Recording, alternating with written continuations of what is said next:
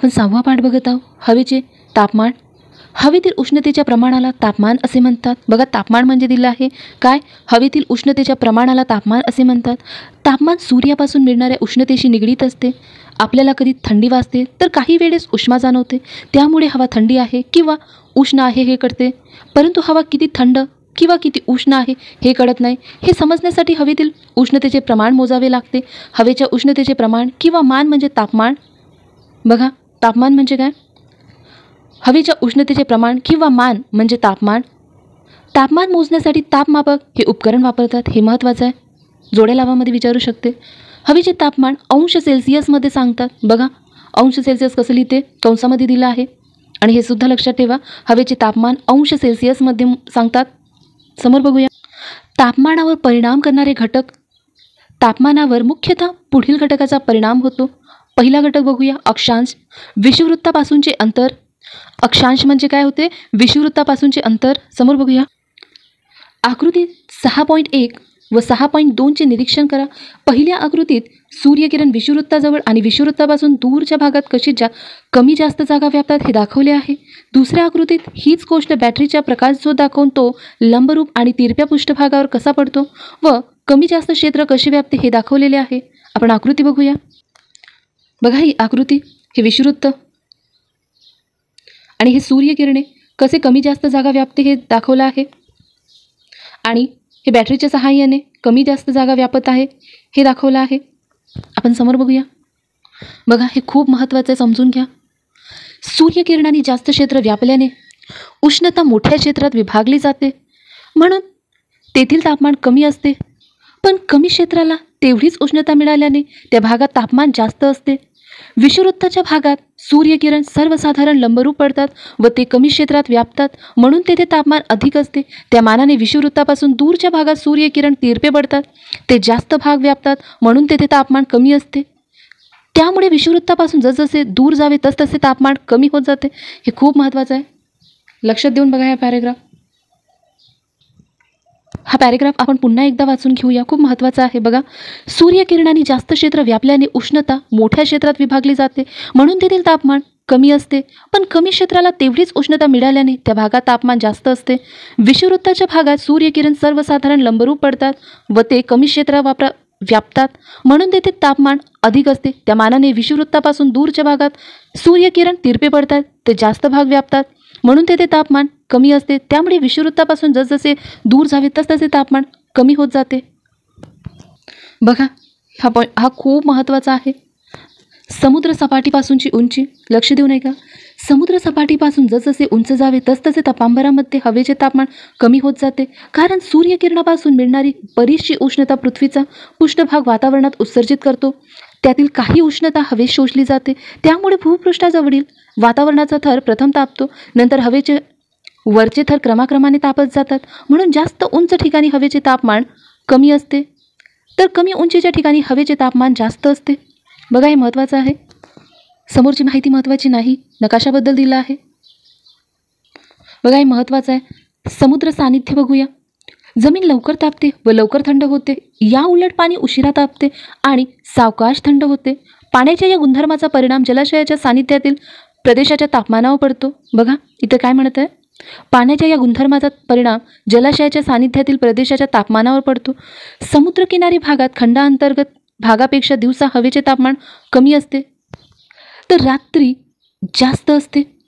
याउलट अंतर्गत भागातील तापमान किनारी प्रदेशापेक्षा दिवसा जास्त व रात्री कमी असते. मोठ्या जलाशयाच्या सानिध्यात हवामान सम असते. सागरी प्रवाह बघूया. सागरी प्रवाह. सागर जलाच्या घनतेतील फरक व वारे यांच्या प्रभावामुळे सागरात प्रवाह तयार होतात. बघा, प्रवाह तयार कसे होतात, सागर जलाच्या घनतेतील फरक व वारे यांच्या प्रभावामुळे सागरात प्रवाह तयार होतात. हे प्रवाह विषुववृत्तीय भागापासून ध्रुवीय भागाकडे तसेच ध्रुवीय भागाकडून विषुववृत्तीय भागाकडे वाहत असतात. विषुववृत्ताकडून ध्रुवाकडे वाहणारे प्रवाह उष्ण असतात, तर ध्रुवाकडून विषुववृत्ताकडे वाहणारे प्रवाह शीत असतात. असे प्रवाह किनारी भागाजवळून वाहत असतील तर त्या भागातील तापमानावर त्यांचा परिणाम होतो. किनारी भागाजवळून जर शीत प्रवाह जात असेल तर तेथील तापमान कमी होते. याउलट एखाद्या किनारी भागाजवळून जर उष्ण प्रवाह वाहत असेल तर तेथील तापमान वाढते. वरील घटकाशिवाय ढग, वारे, भूपृष्ठ रचना, जमिनीचे स्वरूप, वनाच्छादन इत्यादी अनेक घटकांचा स्थानिक तापमानावर परिणाम होतो. हे लक्षात राहू द्या. तापमानावर परिणाम करणारे घटक कोणते आहे? ढग, वारे, भूपृष्ठ रचना, जमिनीचे स्वरूप, वनाच्छादित. आपण तापमानाचे वितरण बघूया. तापमानाचे वितरण. पृथ्वीच्या पृष्ठभागावर वेगवेगळ्या ठिकाणी तापमान कमी जास्त असते. तापमानाचे वितरण 2 प्रकारे सांगितले जाते. बघा, ऊर्ध्व वितरण आणि क्षितिज समांतर वितरण. आपण ऊर्ध्व वितरण बघूया. समुद्र सपाटीपासून उंचीनुसार तापमानात जो बदल होतो त्यास तापमानास ऊर्ध्व वितरण म्हणतात. क्षितिज समांतर वितरण. विषुववृत्तापासून ध्रुवापर्यंत पृष्ठीय तापमानात जो बदल होतो त्यास तापमानाचे क्षितिज समांतर किंवा आडव्या दिशेतील वितरण असे म्हणतात. हे वितरण नकाशामध्ये समताप रेषांच्या सहाय्याने दाखवतात. समताप रेषा बघूया. समताप रेषा नकाशावर समान तापमान असणारी ठिकाणे जोडणाऱ्या रेषांना समताप रेषा असं म्हणतात. बघा, समताप रेषा कशाला म्हणतात? नकाशावर समान तापमान असणारी ठिकाणे जोडणाऱ्या रेषांना समताप रेषा म्हणतात. ज्या प्रदेशात तापमानात जलद फरक पडतो तेथे समताप रेषांमधील अंतर कमी असते. बघा इथे काय म्हणत आहे? ज्या प्रदेशात तापमानात जलद फरक पडतो तेथे समताप रेषांमधील अंतर कमी असते. त्याचप्रमाणे ज्या प्रदेशात तापमानातील फरक मंद गतीने होतो तेथे समताप रेषांमधील अंतर जास्त असते. आकृती 6.4 मध्ये तापमानाचे जागतिक वितरण समताप रेषांच्या सहाय्याने दाखवलेले आहे. या नकाशातील समताप रेषांचे निरीक्षण केल्याने पुढील प्रमाणे वैशिष्ट्य दिसून येतात. हे वैशिष्ट्य आहे. आपण आकृती बघूया आधी. ही आकृती बघा. यात हे विषुववृत्त आहे. विषुववृत्ताच्या दक्षिणेला समुद्र आहे. हे समुद्र आहे. बघा, या समताप रेषा सरळ आहे आणि जवळजवळ आहे. आणि उत्तर गोलार्धात खंड आहे, जमीन आहे. बघा इथे समताप रेषा मधला अंतर वेगवेगळं आहे. ह्या आकृतीमध्ये दिसत असेल तुम्हाला. आपण वैशिष्ट्य बघूया. समताप रेषा सर्वसाधारणपणे पूर्व पश्चिम अशा दिशेस म्हणजेच अक्षवृत्तांना समांतर आहे. सर्वात अधिक तापमान मूल्य 25 अंश सेल्सिअस असून ही समताप रेषा विषुववृत्ताच्या जवळ असून वेगवेगळ्या खंडाच्या भागात या रेषांनी मोठे क्षेत्र व्यापलेले आहे. कमीत कमी तापमान मूल्य -15 अंश सेल्सिअस असून या समताप रेषा उत्तर व दक्षिण ध्रुवाजवळ आहे. विषुववृत्तापासून ध्रुवाकडे जाताना तापमान कमी होत असल्याचे समताप रेषावरून दिसून येतात. महासागरीय भागात समताप रेषा सर्वसाधारणतः सरळ असून भूभागावर त्यामध्ये वक्रता आली आहे. असे का होते याचा संबंध समुद्र सपाटीपासूनच्या उंचीशी जोडता येते का ते पहा. तापमान पट्टे बघूया.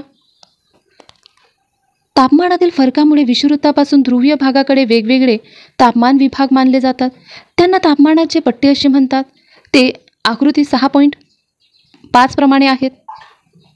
बघा, तापमान पट्टे कशाला म्हणतात? तापमानातील फरकानुसार विषुववृत्तापासून ध्रुवीय भागाकडे वेगवेगळे तापमान विभाग मानले जातात. त्यांना तापमान पट्टे असे म्हणतात. आपण समोर बघूया. उष्णपट्टा बघूया. विषुववृत्ताच्या उत्तरेस व दक्षिणेस 23 अंश 30 मिनिटे अक्षवृत्तापर्यंतच्या प्रदेशात सूर्यकिरण लंबरूप पडतात. त्यामुळे त्या भागात तापमान जास्त असते म्हणून त्यास उष्णपट्टा म्हणतात. बघा, उष्णपट्टा का म्हणतात? कारण सूर्यकिरण लंबरूप पडतात त्यामुळे त्या भागात तापमान जास्त असते म्हणून त्यास उष्णपट्टा म्हणतात. ही आकृती बघा. यात 23 अंश 30 मिनिटे उत्तर आणि 23 अंश 30 मिनिटे दक्षिण यांच्या मधातला हा पाठ उष्णपट्टा म्हणून ओळखला जातो. आपण समशीतोष्ण पट्टा बघूया.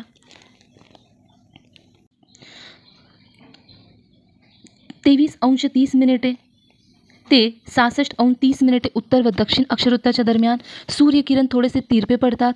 त्यामुळे या भागात तापमान फार जास्त किंवा फार कमी नसते म्हणून यास समशीतोष्ण पट्टा म्हणतात. बघा, हा समशीतोष्ण पट्टा ह्या आकृतीमध्ये हे 66 आणि या हिरव्या कलरने दाखवत आहे हे समशीतोष्ण पट्टा आहे. उत्तर आणि दक्षिणेमध्ये सुद्धा. आपण समोर बघूया. शीतपट्टा बघूया. 66 अंश 30 मिनिटे ते 90 अंश उत्तर व दक्षिण अक्षवृत्ताच्या दरम्यान असलेल्या भागात सूर्यकिरण अतिशय तिरपे पडतात. त्यामुळे येथे तापमान खूप कमी असते म्हणून या तापमान पट्ट्याला शीतपट्टा म्हणतात. बघा, साधारण तापमापक बघूया. हवेचे तापमान मोजण्यासाठी वेगवेगळ्या प्रकारचे तापमापक वापरले जातात.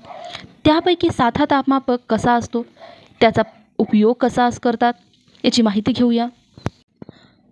आकृती 6.6 मध्ये साध्या तापमापकाचे चित्र दाखवले आहे. ही आकृती आहे बघा. यात एक काचेची नळी लाकडी पट्टीवर बसवलेली असते. नळी निर्वात करून त्या नळीच्या खालच्या भागात पारा साठवलेला असतो. लाकडी पट्ट्यावर सेल्सिअसचे आकडे लिहिलेले असतात. आकृतीतील तापमापकात कमीत कमी मूल्य -35 सेल्सिअस असून जास्तीत जास्त मूल्य 55 सेल्सिअस इतके आहे. हवेचे तापमान वाढले की नळीतील पारा प्रसरण पाहून वरच्या दिशेने सरकतो. हवेचे तापमान कमी झाल्यावर पारा आकुंचन पाहून उतरू लागतो. या तापमापकाच्या सहाय्याने हवेचे विशिष्ट वेळेचे तापमान मोजता येते. या ठिकाणी हा पाठ संपतो. आपण प्रश्न बघूया. बघा, तापमान रिकामी जागामध्ये मोजतात. कशामध्ये मोजतात? अंश सेल्सिअसमध्ये मोजतात. दुसरा प्रश्न, समुद्र सपाटीपासून जसजसे उंच जावे तसतसे तापमानात हवेचे तापमान कमी होत जाते. तिसरा प्रश्न, 66°30' ते 90° अक्षरुत्तर दरम्यानच्या प्रदेशात कोणता पट्टा आहे? आत्ताच बघितलं होतं, शीतपट्टा आहे. तापमानाचे ऊर्ध्व वितरण रिकामी जागा या पट्ट्यात अवलंबून असतात. कोणत्या घटकावर अवलंबून असतात? तापमानाचे ऊर्ध्व वितरण उंची या घटकावर अवलंबून असतात. प्रश्न बघा, कारणे द्या. विषुववृत्ताकडून ध्रुवाकडे जाताना तापमान कमी कमी होत जाते. देहरादूनपेक्षा मसुरीचे तापमान कमी आहे. तिरप्या किरणांपेक्षा लंबरूप किरणांपासून उष्णता जास्त मिळते.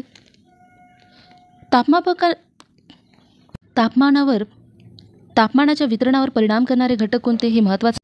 प्रदेशाच्या तापमानावर समुद्र सानिध्याचा काय परिणाम होतो? समताप रेषा, साधा तापमापक. या ठिकाणी हा प्रश्न संपतो. आपण पुढच्या व्हिडिओमध्ये नवीन पाठाची माहिती घेऊन भेटूया. आजचा व्हिडिओ आवडला असेल तर व्हिडिओला लाईक करा आणि चॅनलवर नवीन असाल तर सबस्क्राईब करा, म्हणजे तुम्हाला लगेच नोटिफिकेशन मिळत राहील. थँक्यू.